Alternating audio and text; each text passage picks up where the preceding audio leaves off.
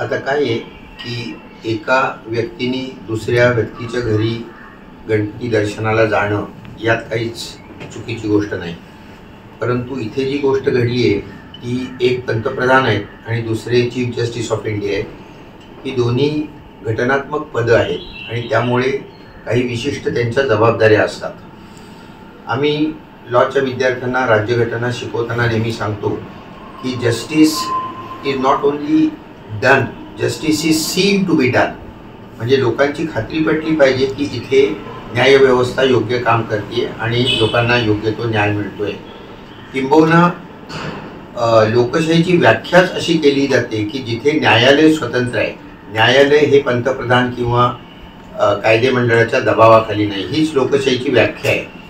आता घटनेच्या अनेक तत्वांना तिलांजली सध्या दिली जाते. स्पीकर असो, गव्हर्नर असो, इलेक्शन कमिशन किंवा इव्हन सुप्रीम कोर्ट यांनी अंपायरसारखं काम करावं अशी अपेक्षा आहे. परंतु प्रत्यक्षात तसं घडत नाही. मला कोणीतरी सांगितलं की घटनेत कुठे लिहिलं आहे की पंतप्रधानांनी जाऊ नये.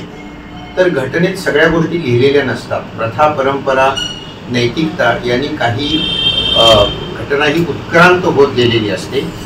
आता डॉक्ट्रिन ऑफ रिक्युजल जो आहे ज्याच्यावर बोलणं चाललं आहे सध्या, म्हणजे पदमुक्त होणे, तर त्याचं तत्व असं आहे की कॉन्फ्लिक्ट ऑफ इंटरेस्ट जर का येत असेल किंवा निपक्षपातीपणावर जर का संशय येत असेल तर त्या व्यक्तीने तात्पुरतं ते पद सोडावं. त्याला म्हणतात रिक्युजल. तुम्हाला उदाहरण देतो की आमच्याकडे विद्यापीठाचे पेपर तपासायला येतात. त्यावेळी विचारलं जाते की तुमचा कोणी पुतण्या, भाचा वगैरे परीक्षेला बसलेला नाही ना? तसा बसला असेल तर एक्झामिनर तुम्हाला होता येणार नाही. त्यामुळे तुम्हाला जर का इंटरेस्ट असेल एखाद्या गोष्टीमध्ये तर तिथनं पदमुक्त किंवा रिक्युजल करायला पाहिजे. आता स्पीकर किंवा गव्हर्नर ही तर राजकीय पद आहे. आपल्या महाराष्ट्राचे स्पीकर आहेत, ते मुख्यमंत्र्यांना जाऊन भेटतात, पत्रकार परिषद घेतात, हे अजिबात अपेक्षित नाही आहे. किंवा गव्हर्नर जे आहेत त्यांची नेमणूकच मुळी पंतप्रधानांकडनं म्हणजे राष्ट्रपतींकडनं केली जाते. चीफ इलेक्शन कमिशनरची नेमणूक राष्ट्रपतींकडनंच केली जाते. त्यामुळे त्यांच्याकडनं फार अपेक्षा नाही. परंतु सुप्रीम कोर्टाची नेमणूक आता राष्ट्रपतींकडनं होत नाही. पूर्वी होत असे, आता कलेजियमकडनं होते. पण 65 वर्षाचे ते झाले की त्याच्यानंतर त्यांना जी पदं असतात, गव्हर्नर करता येतं, अँबॅसेडर म्हणून पाठवता येतं, राज्यसभेचा मेंबर करता येतं, हे सगळं राष्ट्रपतींच्या म्हणजेच पंतप्रधानांच्या हातात असतं. त्यामुळे आता चुकीच्या वागण्यामुळे आपण जे काही निकाल आहेत ते अजून प्रलंबित आहेत, तर त्याच्यावर सुद्धा याचा परिणाम होऊ शकतो असं विरोधकांना आता वाटू लागलेलं आहे. निकाल बदलू शकतो.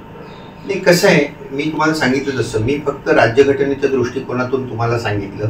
याचे राजकीय अर्थ अर्थातच निघणार ना. की आता उदाहरणार्थ स्पीकरनी हे जे डिस्क्वालिफिकेशन आहे हे 2 महिन्यात संपवायला पाहिजे होतं. त्यांनी काही लक्षच दिलं नाही त्याच्याकडे. किंवा सुप्रीम कोर्टामध्ये सुद्धा ही एवढी प्रचंड 14 कोटीचं हे राज्य आहे, ही जी केस आहे डिस्क्वालिफिकेशनची ती 2.5 वर्ष पडू नये.